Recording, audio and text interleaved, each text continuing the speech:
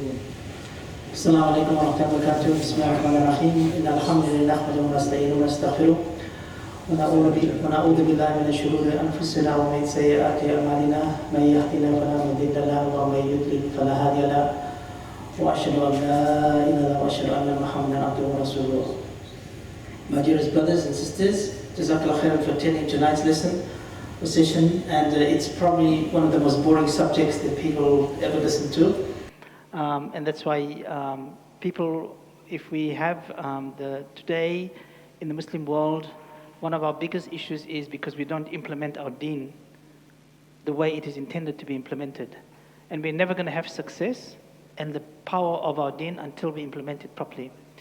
An example, if we had a lesson tonight about marriage or about digital marketing, whatever, will fill up the room.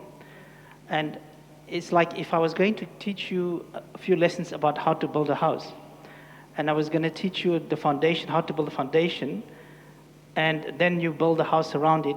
If you didn't attend the foundation course, and you don't know how to build the foundation, then you will not be able to build the house properly. You never be able to structure a house. So similarly in Islam, we haven't built the foundation around the 5 pillars. Everybody assumes that they understand it, but we haven't built it properly. So everything else doesn't matter because it doesn't fit into the foundation, the pillars. So the pillar of zakah is one of those issues, right? An example, out of the 5 pillars we have, the shahada is very, very specific. Allah tells us, in order to become a Muslim, the specific words you have to say. You can't just say what you want to say and say I'm a Muslim. Very, very precise about what you need to say to become a Muslim. Agreed? When it comes to this pillar number 2, which is the salah, we pray specific times of the day, specific number of units of prayer. Doesn't matter how much time we have tonight, we can't pray 4 rak'ahs for Maghrib because we've got extra time. It is 3, we can't pray Isha until its time comes in. We can't pray Fajr now, no matter what the condition is. You just can't pray because it has specific rules. Very precise, down to the minute. Agreed? When it comes to fasting in Ramadan, very precise. We will start when the moon is sighted. We start our salah, our fasting at Fajr time. We finish at Maghrib time. What breaks the fast is very clear, very precise. Then it comes to Hajj. Very precise. Dhul Hijjah, 8, 9, 10, 11, 12, 13 of Dhul Hijjah in Saudi Arabia. Nowhere else. Very specific, very precise. We all believe and understand this. Agreed? So why is it when we come to zakah, it's free for all? It's like, I'll just guess how much I owe. I'll just estimate my money I have. I think I need to deduct this. I will just leave this out. Secondly, I think I should give my zakah to this and this person. I believe that they are zakah eligible. I believe that I could give it to this person. I believe that there is no zakah needed in Australia. MashaAllah, Australia is such a lucky country that one of Allah's pillars is not needed. Imagine. One of Allah's pillars is not needed. So when the brothers say there's no zakah needed in Australia, be careful what you say because you're saying to Allah, your pillar number 3, not needed. We are so beautiful, so precious that it's not needed in this country. Now my brothers, the point is that zakah is as precise as the other pillars. You cannot make stuff up. You cannot decide, I will estimate what I need to do. You cannot decide, I will give it to this person because I think this person is zakah eligible. The rules are very precise and very, very clear, and it's an act of ibadah. So that's why we say to people, understand the principle, understand the pillar, and if we implement it properly, you will be amazed of what the pillar does. When Prophet ﷺ sent Mu'adh ibn Jabal to Yemen, he sent him to Yemen, and this is one of the most beautiful hadiths about the story. It was a long hadith, but in summary, Mu'adh went to Yemen, and Prophet ﷺ told him, part of the hadith, take from their rich and give to their poor.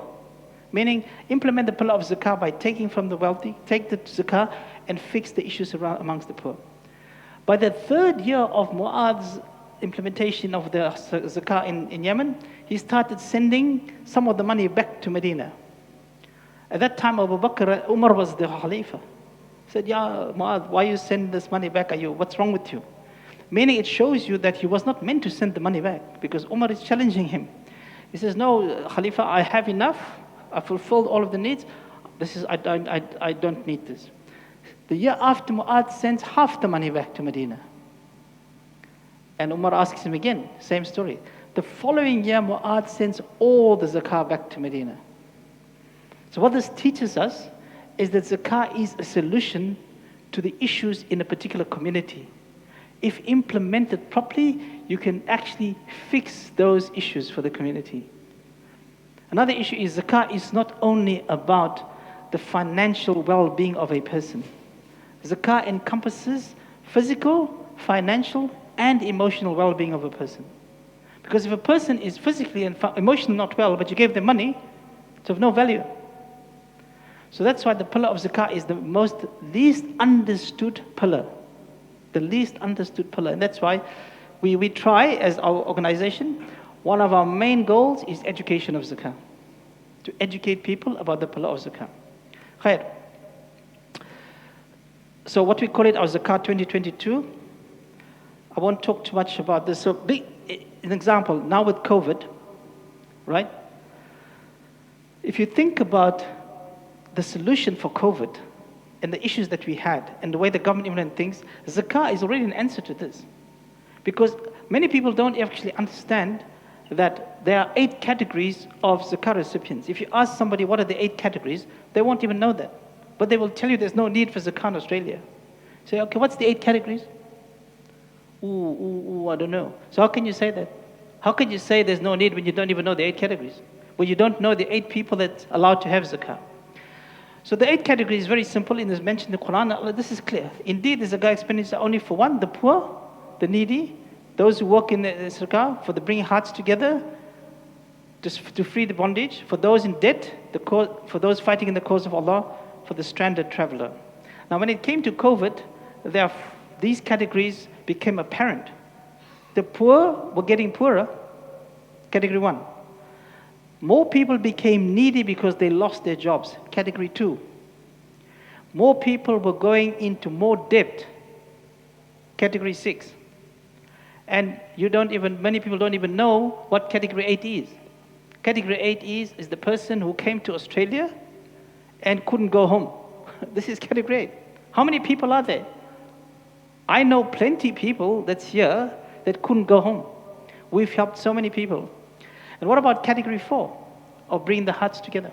So just to give you an example of how beautiful and powerful this particular pillar is. The importance of zakah, I won't spend too much time on this. I can give you the slides. We know about the importance of zakah. Now, one more thing. Are there sisters downstairs? There's sisters? All right, sisters, I want you to listen to me very carefully. Zakah calculation and implementation, you must do yourself. Don't ask your husband to do it, because it's an act of ibadah that you should also benefit from. Importance of prayer, scratch out zakah for women. It's just as important as prayer. Why don't you actually want to implement this yourself? Secondly, it's a very, very important matter if you look at the deen. So we have a situation where his father passed away. There's 3 children and the mum. So they were trying to distribute the father's estate. Alhamdulillah, the father had many properties. So the mum said to the kids, look, I don't know which property belongs to who. Your dad said, oh, this is for you, darling, and this is for the Farouk, and this is for Fatima. But he never really made it clear which property belonged to who.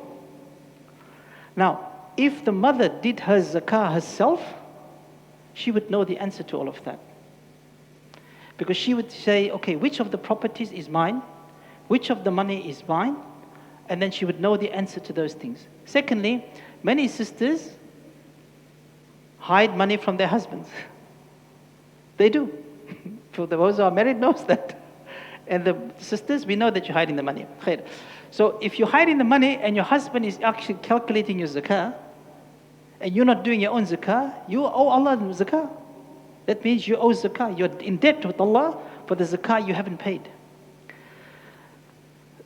That's why it's important for the sisters to also do their own zakah, calculate their own zakah. And when it comes to the jewelry, we'll talk about that inshallah. All right? So the hidden powers of zakah. Zakah has, mashallah, it is absolutely very, very powerful. The first pillar is a belief of man. It's a spiritual pillar. The second pillar is spiritual and physical. The fourth pillar is spiritual and learning how to be without things we love. The fifth pillar is physical, spiritual, and training and belief. But the zakah pillar, this is the worldly component. This is about the thing we love the most, and it is about money. But it is about two things. It is the giving and the receiving. So this particular pillar has two components to it. All the other pillars, it's you and you. It's about you and Allah, you and Allah. But this pillar is about you and somebody else receiving. So there's two beneficiaries to this. So who is more important in this, for us as an organization, as an example, or in the big scheme of things, who is more important, the giver or the receiver? Both are important, but who would be more important to us? We are trying to educate them about zakah. So who would be more important to us to talk to? The receiver or the giver? The giver, yes, because why? The giver needs to know it's an amana, we're trying to educate you, you need to pay properly, because that is what you'll be accountable for on the day of Qiyamah. The receiver is not really your responsibility. Because who's the third category of zakah receivers? Remember, what was the third category? Fuqara was masakin wa amilin alayha. The third category is, Allah says, and pay those who work in this, right?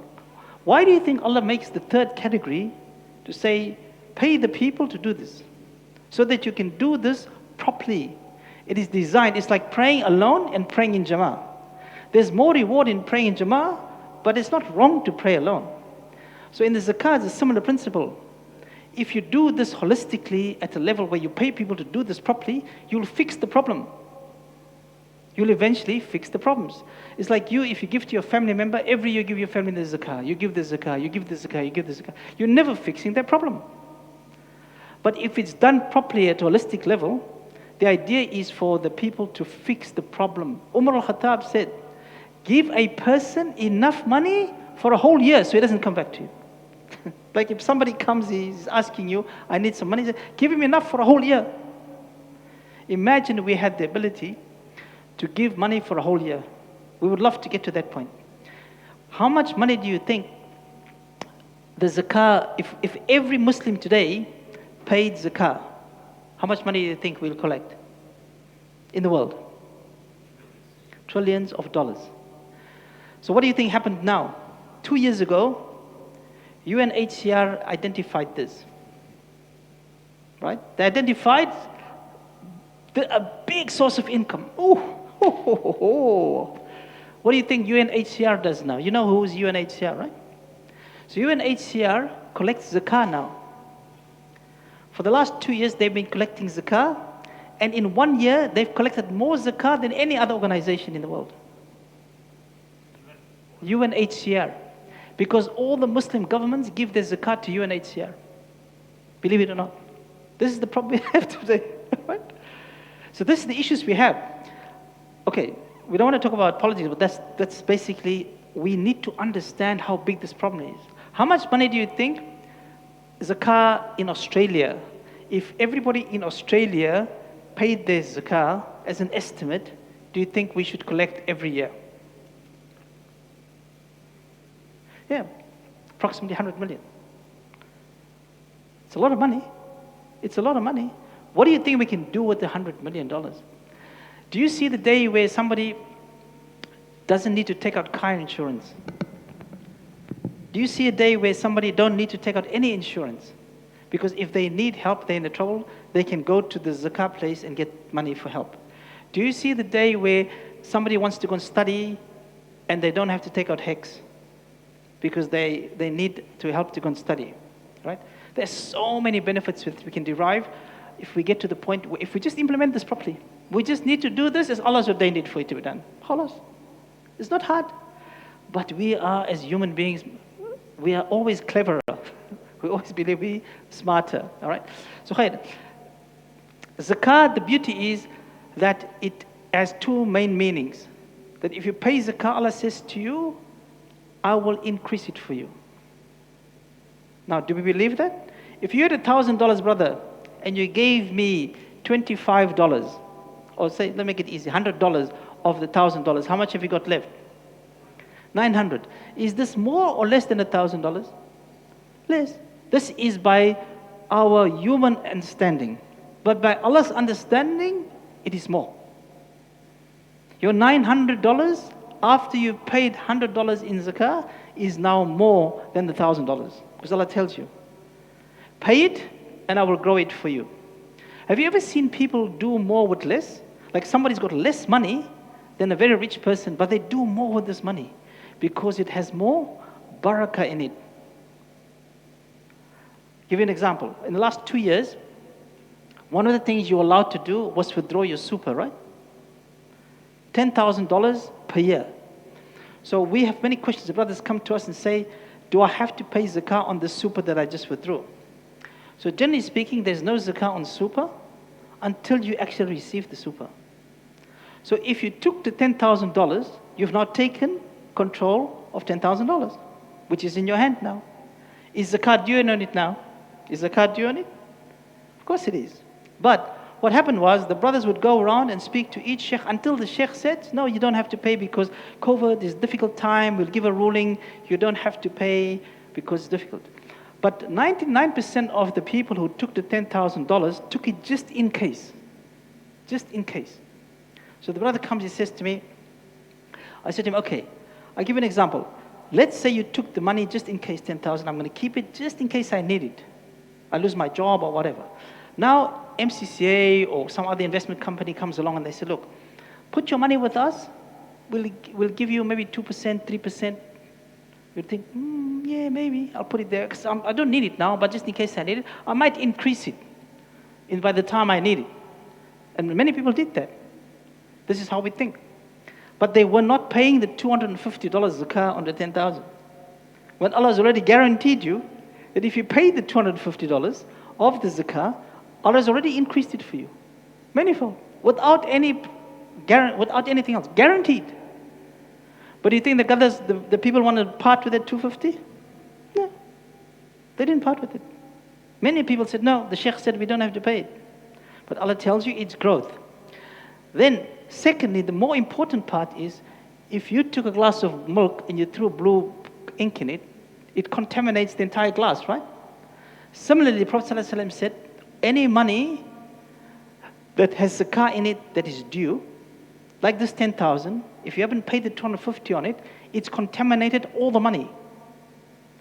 So your entire $10,000 is contaminated. It's dirty money, so to speak, from an Islamic perspective.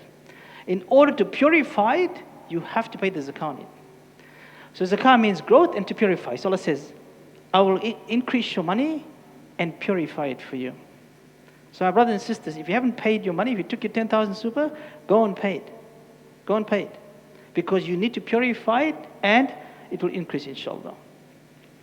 Zakah is mentioned in the Quran 32 times with salah. That's how important. 32 times in the Quran, 28 times with salah. That's how important the pillar of zakah is and connected with zakah. All right. This is Surah Tawbah that I just wanted to show quickly that zakah did not come only at the time of Prophet ﷺ. In the Quran, Allah mentions, and zakah was given to Prophet Ismail. Zakah was given to the Bani Israel. So the Jews also have zakah. Then zakah was given to Prophet Ishaq and Prophet Yaqub.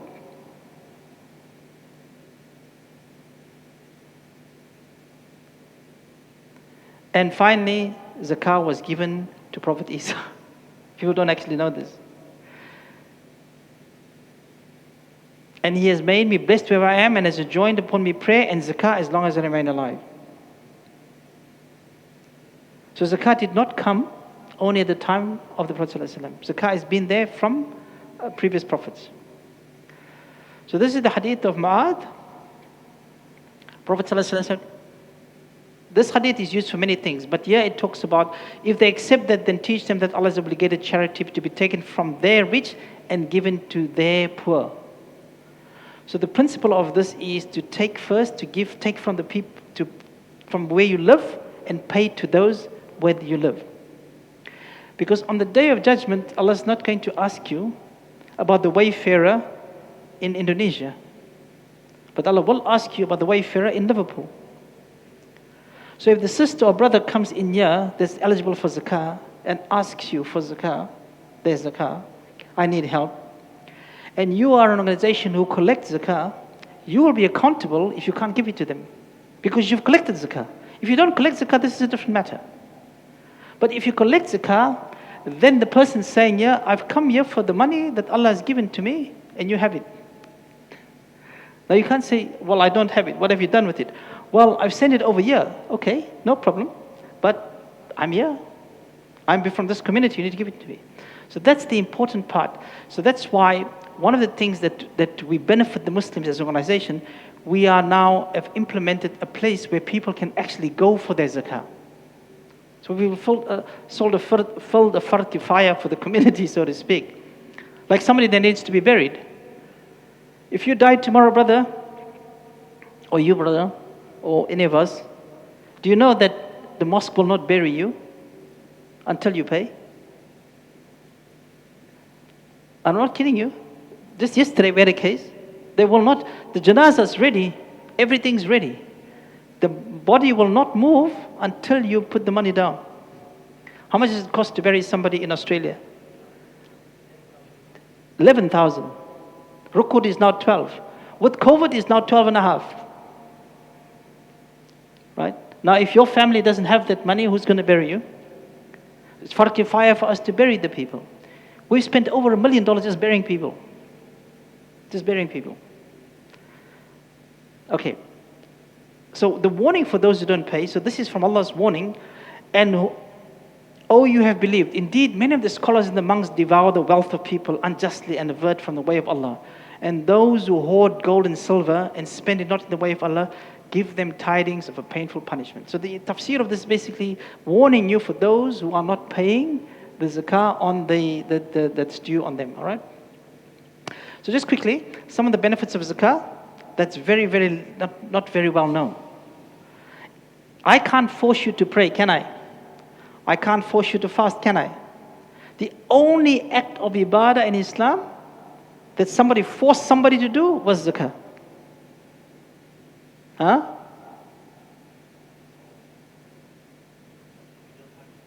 Yeah, I can't force you.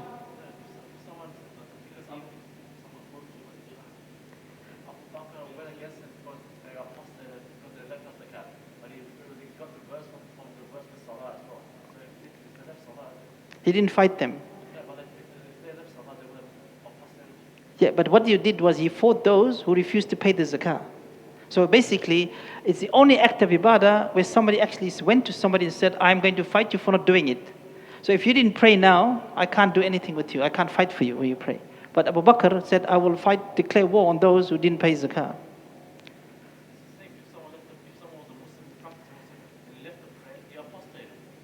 Yeah.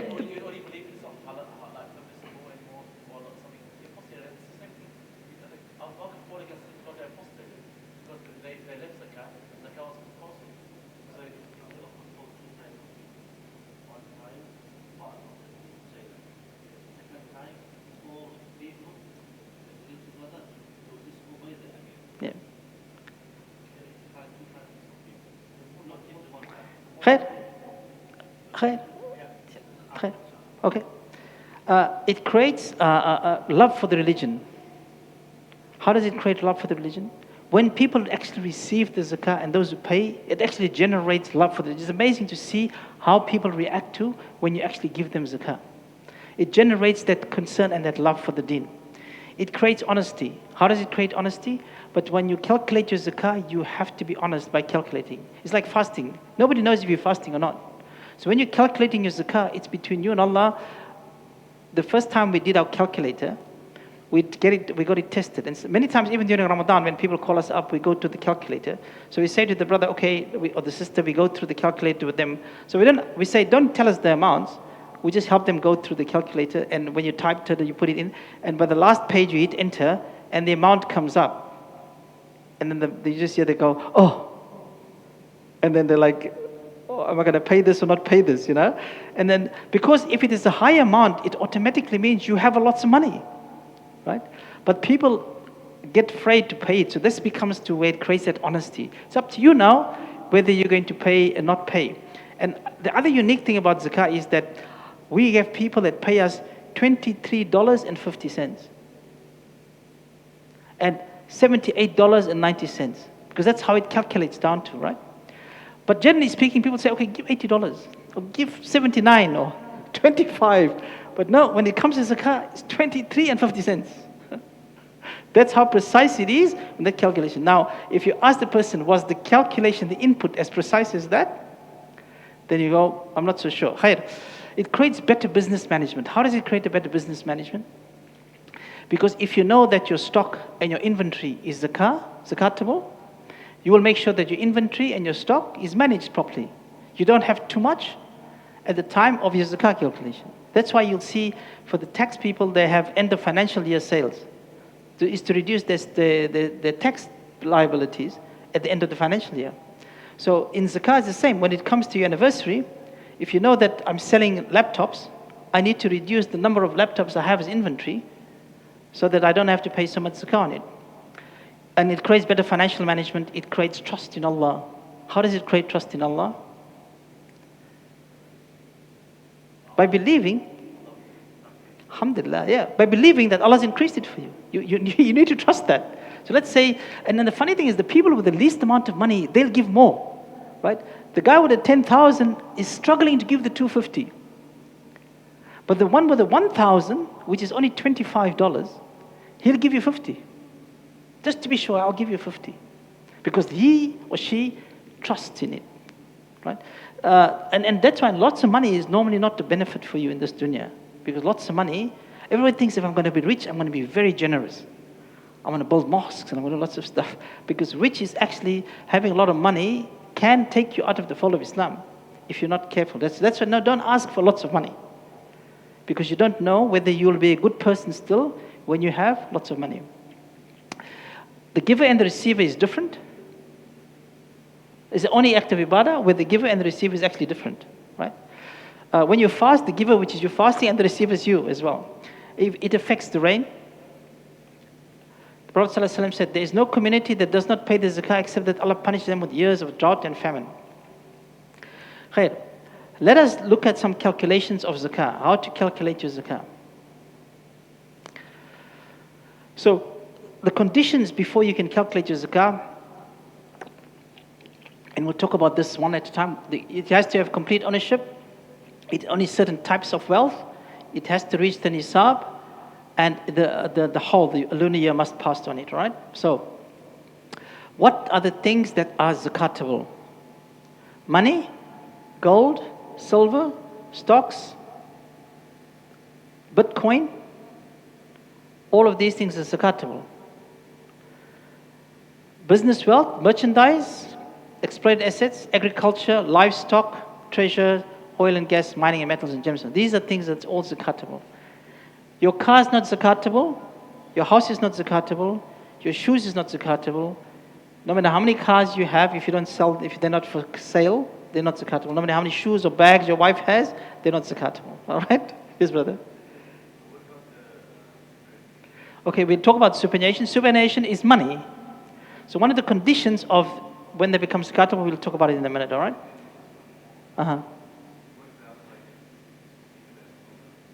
Okay, I'll talk about that in the calculation, about the home loan, inshallah. So the second thing is, these are things that's zakatable, which is money, basically for us, to make it easy, all the cash and stuff we have, right? Now, the nisab is basically the threshold. So for those who are working, what is the threshold for paying tax? 18,000. So if you earn 18,000 and below, you don't pay any tax, right? So the nisab is the same principle. Don't mix up that. I'm not saying zakah is a tax thing. I'm just giving an example so you can understand it. So if you are below the nisab, which I'll explain in a minute how you calculate it, then you don't pay zakah. All right? And if you're above the nisab for the whole year, then you pay zakah.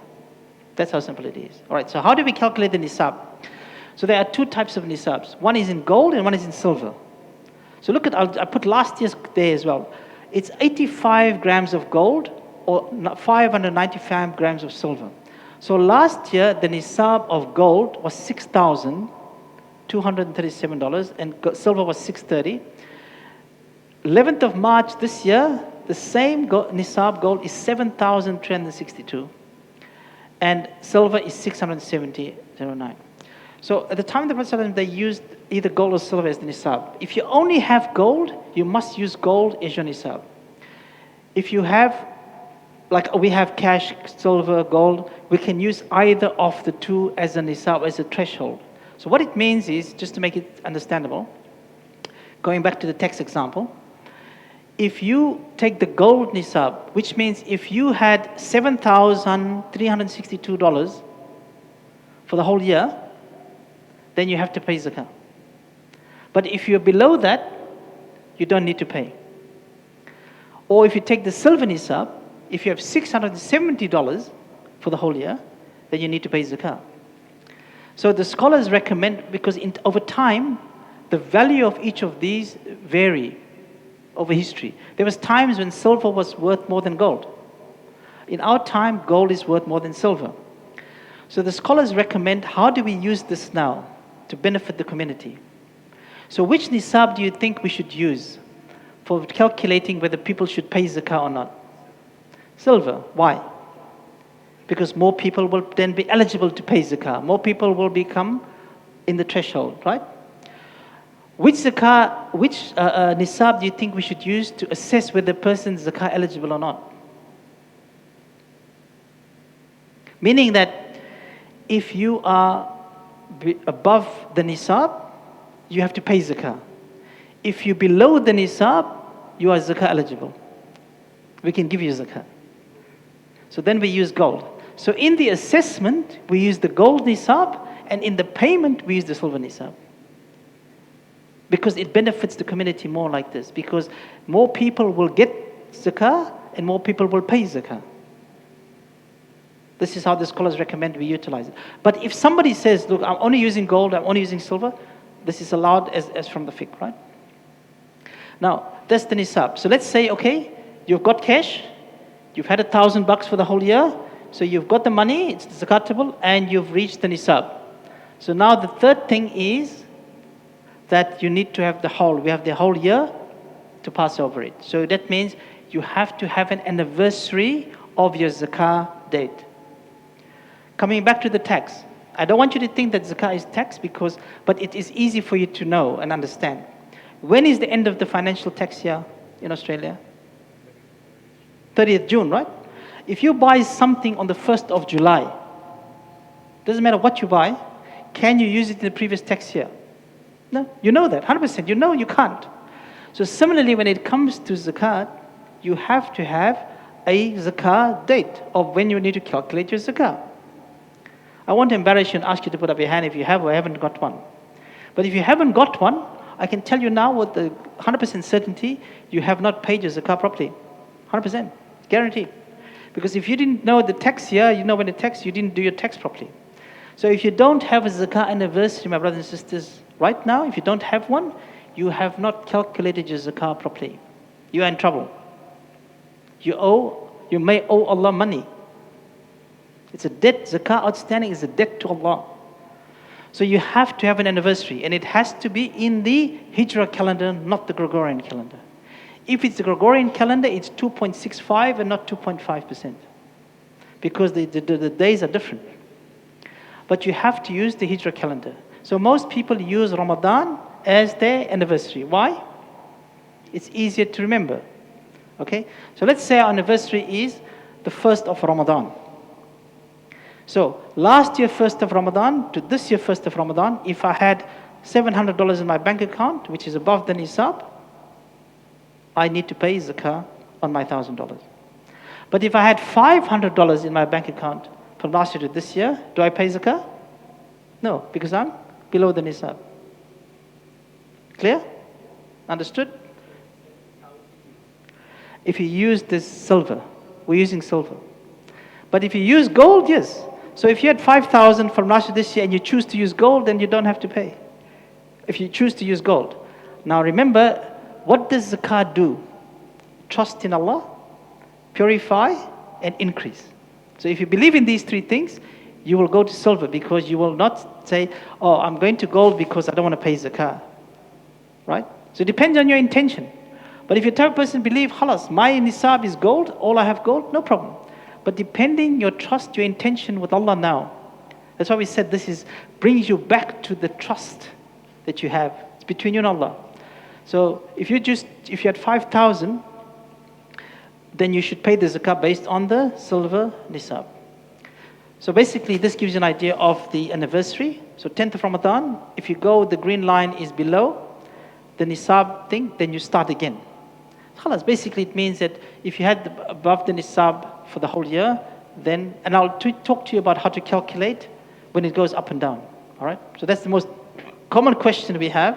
I had 700, then I had 800, then I had 900, then I had 2,000. What do I do? All right. So basically that's your zakah anniversary. All right. Any questions so far? On the nisab, the year, and the ownership. I want to show you this. Rates on zakatable wealth. Look at crude oil. 20% zakat on crude oil. Imagine if only that is paid today. If only that is paid today, how much money would we have? 10% of crops were purely watered by natural sources. 7.5% if it was watered partially by artificial and partially by natural resources. This is just to show you how fair and equitable Allah is. That the crops is actually different percentage based on how it's watered. How beautiful is this deen? 5% if the crops are watered purely by artificial sources. And then 2.5% in case where there throughout the year continuous labor service is required, or in the case of accumulation of gold, silver, and merchandise. So for us, simply stated, that 2.5% of our wealth. So zakah is due equals 2.5% of our zakatable assets minus deductible liabilities. And we'll give you an example of that in a minute. Now, the question comes who wants to give me the zakah anniversary date? What day in Ramadan? Pardon? No, I want, let's say, tell me the date. Tell me your date. Yalla. No, let's say I need you to tell me what is your zakah anniversary. Is it? 100%? Khalas. So he said with confidence, 1st of Ramadan. He didn't say, let's say 1st of Ramadan. You have to have a date. Why? Because it is important, you have to calculate accurately. So the brother is confident 1st of Ramadan is his date.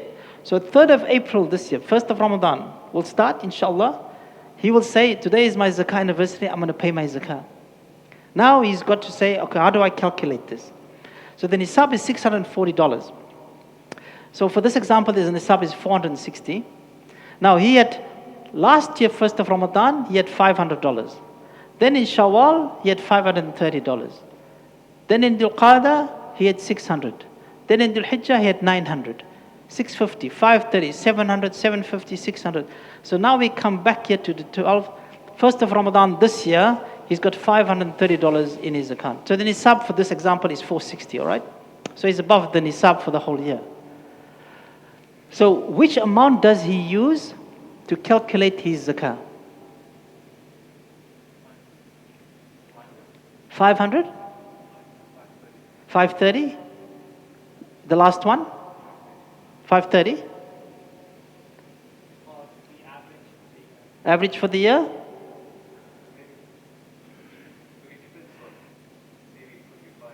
Okay. The one you had the whole year? Okay.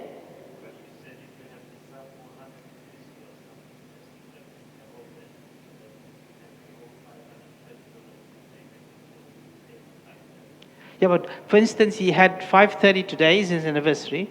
But throughout the year, we said the money has to be across for the whole year. You have to have it for the whole year. Okay? So 500. All right. So you can do it the hard way or the easy way. So I'll show you the hard way. The hard way is the 500 answer. Okay? So because he's got 500 for the whole year, right? Agreed? Now, so they pays it 1st of Ramadan. Then come 1st of Shawwal, you'll see the next amount that you had for the whole year is 530, right? Which means that $30 is now due in Shawwal, right? And then the next month, the 600, another $40 is due. So that means you have to pay your zakah every month, if you do it that way. The easy way is to pay, as the scholars say, is to pay on the amount you have on the day. 530 on his anniversary, that's how much he pays. The safest and better way is to pay on the highest amount you've had. You can't go wrong with that. But the scholars recommend you pay on the money you have in your account today. That's why the anniversary is important. Because 1st of Ramadan, you might have 530 and he gets paid on the 4th of Ramadan and he gets another 2,000 in his account. You with me? That's why it's important to have a specific date. So let's say it is whatever day it is, right? Let's say make a day.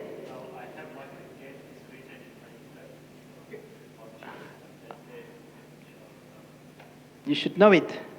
All right. Any question?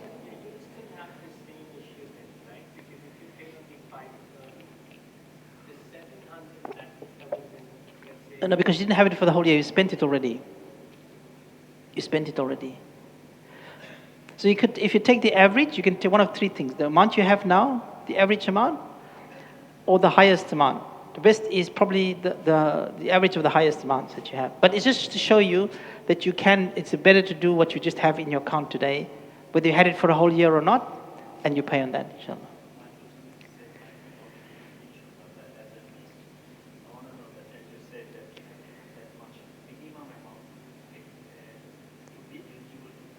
Zakat.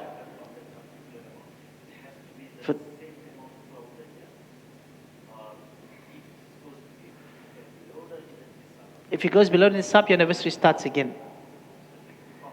From that point onwards, yes.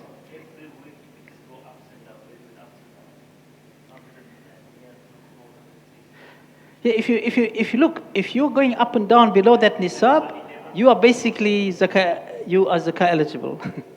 Basically, that's what it means. If you are the nisab, basically what it says, you're below the poverty line. You know how they say you're below the poverty line, and they calculate the poverty line. So the nisab is basically the poverty line from a silver point of view. So if you're going up and below that, then basically you're eligible for zakah. So that's basically what it means. You don't pay. You don't pay any zakah. Zakah, you're not due to pay zakah. You're not eligible to pay zakah.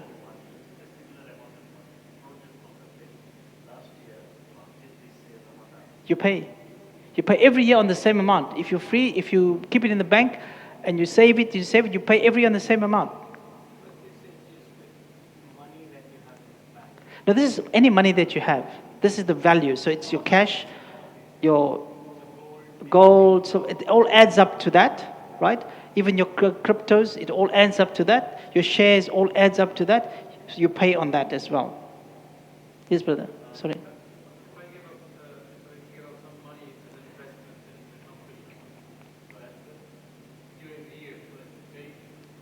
No. So it comes to, like for instance, if you buy a house, an investment property, you don't pay zakah on the investment property. There's no zakah on the investment property itself or the value of the property. There's only zakah on any net profit you made from the rent, if you only have any left. The principle of zakah is for you to use your money so it grows and makes investment in businesses and different things. To use your money. The idea, Allah says, use the money, make the money work. But if you're holding it and saving it, you will be paying zakah on it each time you have it. So that's why there's a difference. Now, if you have shares, similarly with the money, if you have shares, so let's say you have 1,000 shares in Telstra, right? So there's a hard way of doing it, or there's an easy way of doing it. The hard way of doing it is you don't pay zakah if the company that you have shares in pays zakah. But does Telstra pay zakah? Okay, so now you have to pay the zakah. How do you calculate it? You need to work out what is your percentage of the shares in relation to its balance sheet and all of that scenario. What is my percentage of that? And you pay on that value. Or the easy way is, what's the shares worth today if I sold it today on my anniversary? So like the brother's anniversary is 1st of Ramadan, is 1,000 shares in Telstra. It's worth, say, $5,000.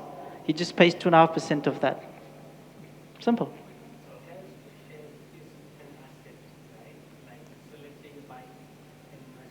Yep. Yep. No. So people like to argue that point by saying, okay, why is it that an investment property versus shares is different? Because it's different things. This is actually an asset, a property. This is shares that you can just buy and sell, and you can sell it tomorrow. Right? So there's a lot of this discussion, and there's a big discussion in the share place. That's why I say there's a hard way or the easy way to do this. If you go down the hard path where you need to go down and you work out the balance sheet from Telstra, what is your percentage, all of that, you will save maybe $20 in all of the whole scenario. What you say is coming back to trust and belief. If you trust and believe what the zakah is, you want to cleanse and increase it, khalas. You won't even think twice to calculate it upward, on the side of upward. So we say to the brothers, mashallah, if you have 1,000 shares in Telstra, you deserve to pay zakah. That's an example. Yes, brother.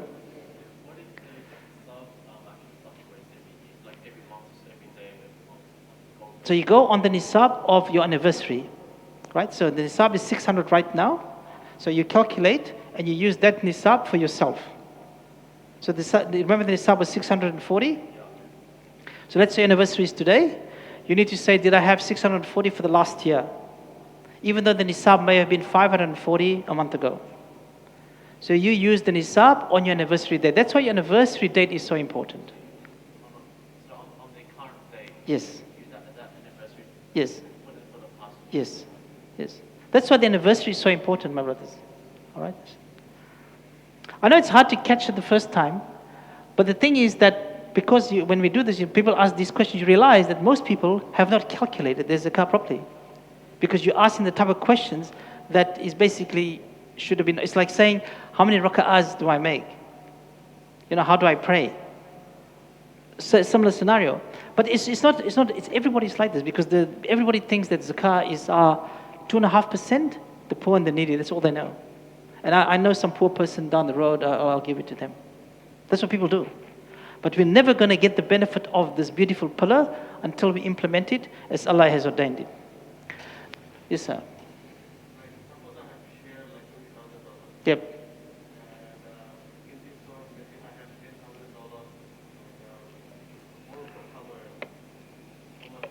Mm-hmm.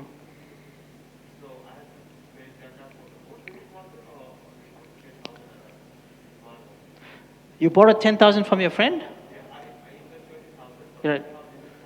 Somebody has to pay the zakah, him or you. So the zakah is on the money.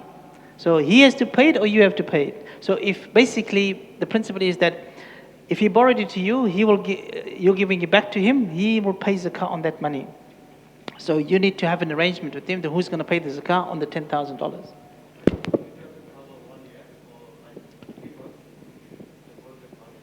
Yep.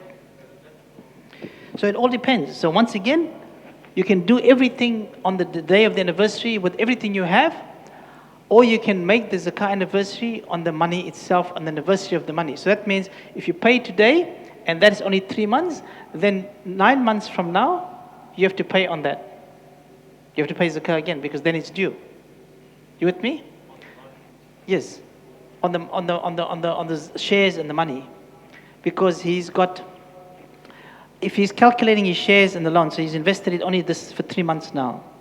So he'll pay on the 10,000 that it's worth, and the other brother will pay on the 10,000 of the loan. Right? But if he doesn't do it on his anniversary, then he has to do it 3 months later, 9 months later. You with me? So if you loan someone $10,000, yes. And for the past 70 years, and you don't pay the zakah, You have to pay the zakah. The money. You haven't got it back, no. But if it's a strong loan, I'll talk about loans in a minute. So jewelry, zakah jewelry. So once again, it comes to which madhab you follow, which is quite interesting because a lot of the times, the sisters call up and say, do I pay zakah on my jewelry? So then they say, brother, which madhab are you going to give us a ruling on? Then we say, which madhab would you like us to give you ruling on? Then they say Hanafi. Anytime, most of the people that ask that question, the answer is always Hanafi. And then we get very happy. Why? Because the Hanafi ruling is the strictest ruling. And there's the Hanafi sisters who ask about the jewelry, and the Hanafi madhab says, you need to pay, and they're the ones who don't pay. So it's quite funny. But the hadiths are very clear. The Messenger of Allah said, I entered upon, and our Messenger of Allah, peace be upon him, entered upon me, and I was wearing strings of silver. Aisha radiallahu anha, the wife of the Prophet said this. He said, what is this, O Aisha? I said, I made them to adorn myself for you, Messenger of Allah. He said, have you given zakah on them? Look at this, the message. The Prophet didn't say, let's get together later, calculate your zakah. He's asked her, did you pay zakah on them? This is his own wife. Right? She said, no. He said, the punishment for them in hell is enough for you. So there's different hadith, there's different discussions, we recommend, sisters, pay on all the jewelry you have. Whether you wear it, don't wear it. Because what happens now, sisters say, worn regularly, unused. So when you say, what's worn regularly? What's regular? It's very ambiguous. For somebody, once a week is regular. For somebody, once a month is regular. So it becomes an issue again of trust. Do I really want to pay this? Do I really want to do this? So we recommend to pay on all the jewelry you have, gold and silver. Yes, brother. So for the jewelry, when you're calculating the worth of the jewelry, Yep. you use the buying value or the selling value? Because every time you go and sell jewelry, they'll deduct some certain amount per gram. So basically, you can go again. You'll see there that 24 karat is 99%. 22 karat is 91%. So if you have different types of gold, you can use a different percentage. So you can do it one of two ways. You can say, okay, if I took this gold, I weighed, it weighs 50 grams. How much is the grams per gold today? And take that amount. Or you can go into the shop and say, look, if you bought this from me today, how much would you buy it from me? And you can take that amount. So either way works, right? Now sometimes for the sisters, if they have the gold and they have the diamonds and stuff, you realize that diamonds has got no value because it's not zakatable. Sorry, sisters. So you can basically weigh it and deduct the weight of the diamond, etc. There's a lot of ways to do it. You can do it the easy way or the hard way. A lot of sisters just chuck it all on, weigh it, and calculate, even though it's not it's higher. Yes.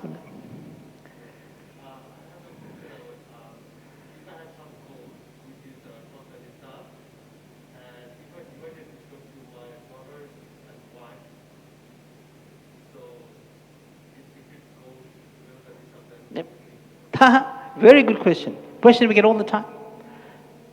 Trust in Allah. So what the people do, they have gold and they divide the gold amongst the family so that it goes below the nisab for each one. Who are you cheating? Who are you cheating?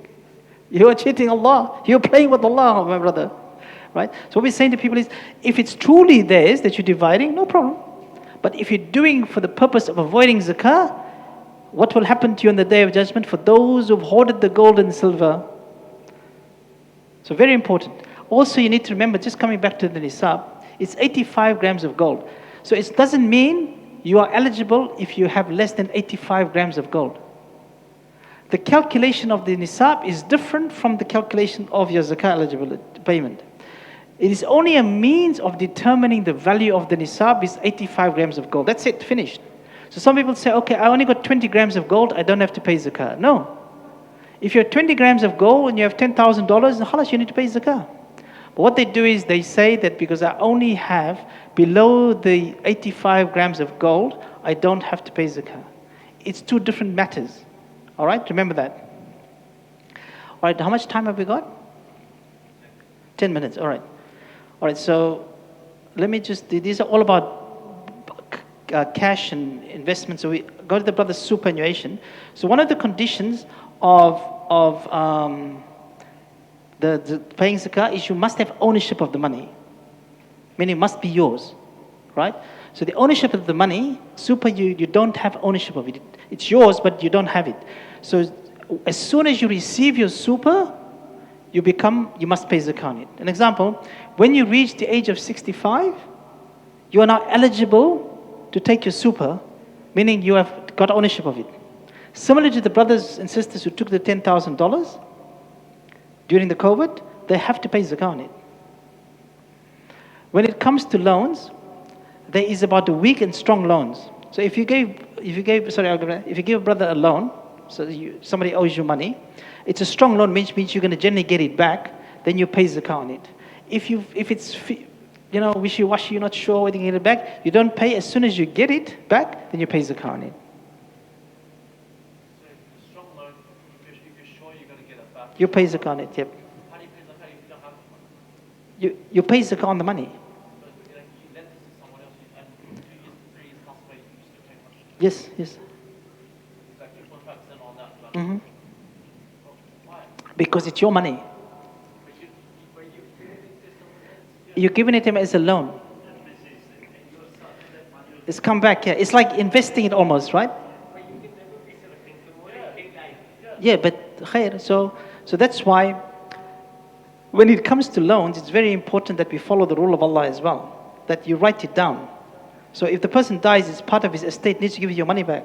So that's why I say if it's a strong loan, you know the brother is going to do business, he's a good brother, he's got money, and when he dies, I'm going to get my money anyway, then you pay.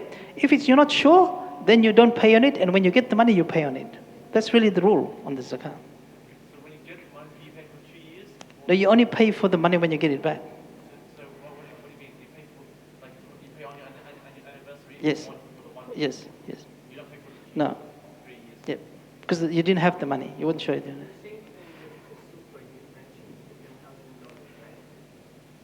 that also to the average balance that you take on a yearly basis? Because somebody may have withdrawn the 10,000 and spent it the next month or the month after. So remember, the 10,000 there was sitting there for 2-3 years. In order to get to 10,000, your money had to be in the super for at least a few years. So you haven't paid zakah on it. You didn't have control of it. You got it. You need to pay straight away. You with me? The money has been. You had it for more than 2 years. It's like an investment that has grown over time and then you get it. Yes, it's different. It's different. So there's the loans.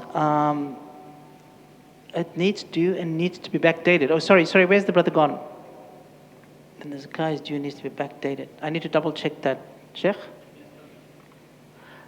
The zakah for the loan, if you had it for 2 years, you didn't pay on it, he pays it back to you. You paid on the 2 years or just the once? Once. Okay. That's what I said. If you give your money to someone, he is willing to return to you anytime. And even if you give it more than 1 year, you have to, because that's beautiful. Yeah. But if he's like struggling or denying or something like that, then when you receive the money, you pay what you want. That's the answer we gave him. Yeah. All right, so also now quickly, when you deduct money, so you got $5,000, you're calculating your zakah. So there's certain things you can deduct. So you can't deduct your mortgage money. You can only deduct one payment of your mortgage. Some scholars say you can deduct up to 12 payments. But we read through the books of fiqh, and it says basically in the time, the 12 is when everything was done annually, by year. These days, everything is done even fortnightly. Now, that's why they recommend you deduct only 1 month. Now, then it comes to the anniversary, is important. Pay everything you need to pay and calculate. That's the easiest way to do it. Don't say, oh, I need to pay for rent for next month. No, khalas, this is your anniversary today. So everything that was due up to this point, calculate. If you need to pay rent next week, don't deduct it. But some say you can deduct for the next month. But the easiest way is to deduct or pay on exactly what is due on your anniversary date. That's the easiest way. So you can deduct food, groceries, you can deduct any things you need to pay, all of those things you can deduct. All right? But you can't deduct whole year's month. You can't deduct the entire amount. Let's say you have $500,000 in a mortgage or HEX debt, you can't deduct that as a liability. All right? Otherwise, nobody's going to pay zakah. All right, just quickly. Any more questions? Just to remember, your 2.5% is the receiver's 100%. So your $25 is from your 1,000 is only 2.5% for you, but the receiver, it is 100% for them. Yes, brother. So zakah on crypto, so there's big discussions on the crypto and all of that. And basically, most of the scholars agree that there's zakatable on crypto because it's actually money. It is money. So basically 2.5% of whatever the value is. What about a piece of land that I've purchased and I've owned it for about a year, but I haven't decided what I'm going to do with it? No zakah. Very important on the intention. So there's a slide there on intention. So will I just pay once I sell it, if I sell it? It depends on the intention. So if you sell it and you made the money and you still have it, but it's your kind of history, then you pay. If you sold it and you spent it, khalas, you don't pay anything. Like for example, I've kept the land for 2 years. Yeah, you Pay as a gun every year. no, yeah. Depending intention. Here we go. Property, personal residence, non-zakatable. Your house, rental property, zakatable, rental income, net. Buy to sell, zakatable. Deciding to sell, non-zakatable. Changing intention to sell, to get rid of, non-zakatable. To sell for profit, zakatable. Changing it. So if your intention is not to sell, you don't know what you're going to do with it, whatever, then you don't pay zakat on it. I can give it to you, inshallah. But then isn't that the same for shares and stuff? Like some people may be long-term investors. They may never get the money from shares. They may invest 10 years, 15 years in one company. Let's say Tesla, for example. Yeah. You may buy today, you may hold the shares for 15 years, Yeah. before you realize the profit. So do you pay zakat at the end of 15 when you realize the profit? Every year you're paying. Because remember, the shares is like money. The shares is like money. So today you can go just cash it in. Whatever your intention was, you can cash it in and get your money. It's money. Shares is money.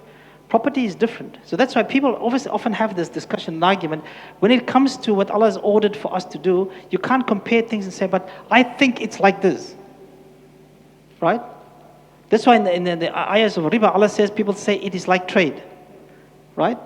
So when it comes to zakah, don't make things up that you think, I think it's like this. Stay safe. Go with shares is money. If you need it, like let's say you've got 1,000 shares in Telstra, right? And you've got no cash. And suddenly, for some reason, you're in an emergency, you need money. Right? You're just going to sell those shares tomorrow. Tonight, online, you got your money. So it's like money. Yes, brother. You pay for the whole amount that you have if your anniversary is today. So if you make $10,000, that's how much it is.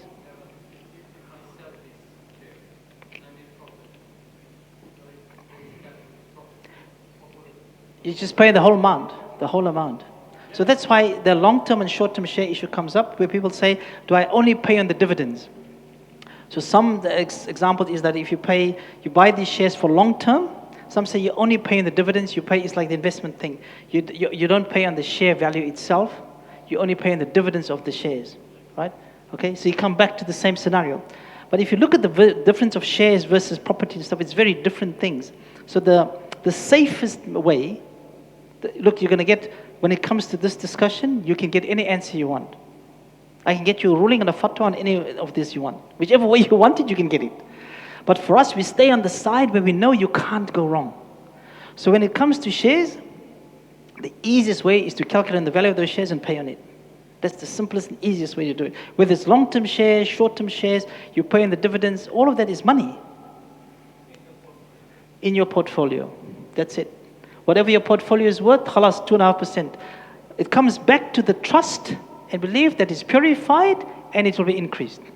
And the barakah in it. Yep. No. Once again, investment business is a different scenario now. Investment in a business, now you have to calculate the zakah on the business. It depends on what type of business it is.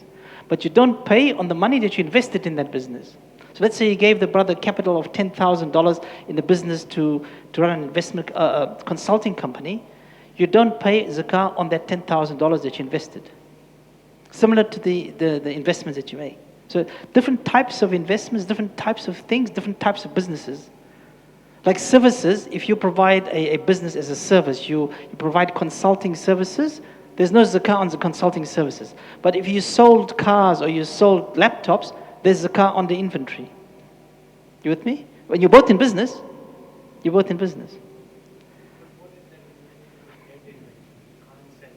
It's still your zakatable. It teaches you business management.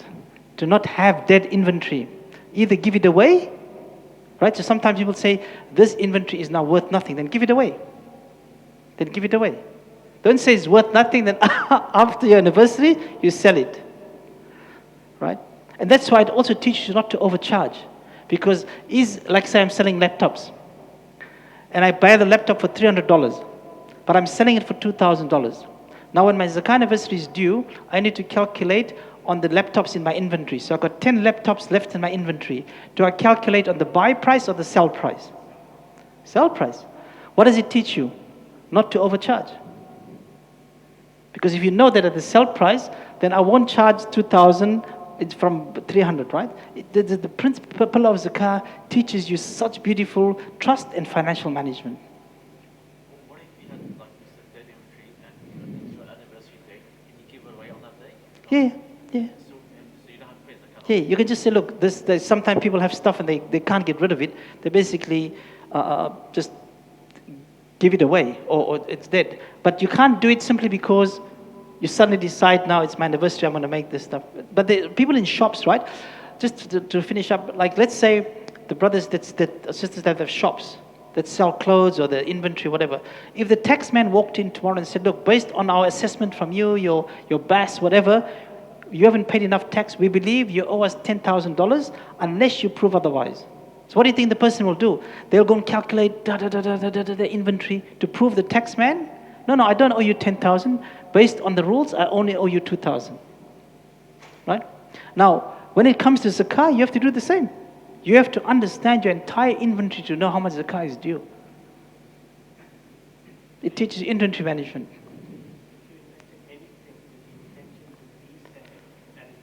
It becomes your business. It becomes your business. If you buy cars, buy and sell cars, you pay Zakah on the cars. About the loan? Yeah. The property one?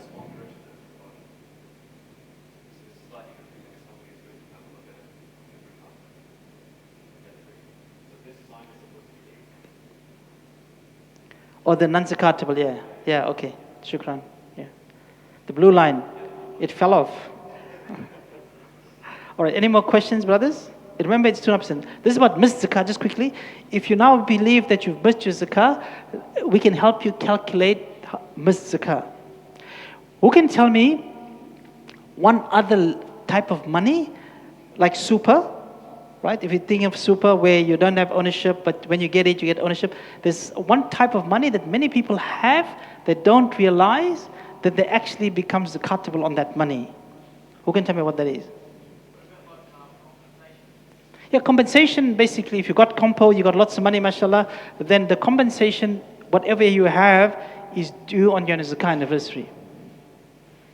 All right, 2.5%. Let's say you got $100,000 in compensation today, and your zakah anniversary from today to next year, this time, whatever you have left of it is 2.5%. But you don't pay 2.5% on the whole 100,000, straight up.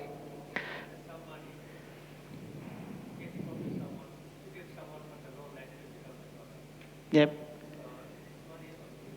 Yes. The strong loan. We talked about that earlier. Yep. Yes. So that's why we said strong loan and weak loan. Strong loan means you know you're going to get your money back, you pay on it. If you think you're not sure 100%, most of us won't give him the money anyway, right? So, but let's say you gave him the money and you're not sure, but you don't pay on it, but once you get it back, you pay on it. But one last question. There's a piece of money that most people have that they don't realize when they get it back, they need to pay zakah on it. Who can tell me what that money is? No? Your rental bond. Right? So your rental bond, $2,000, is sitting there for the last 2-3 years. So now you move house, you get access to your rental bond. 2.5%. So, all right. So keep an eye on that. So this is part of missed zakah. Yes.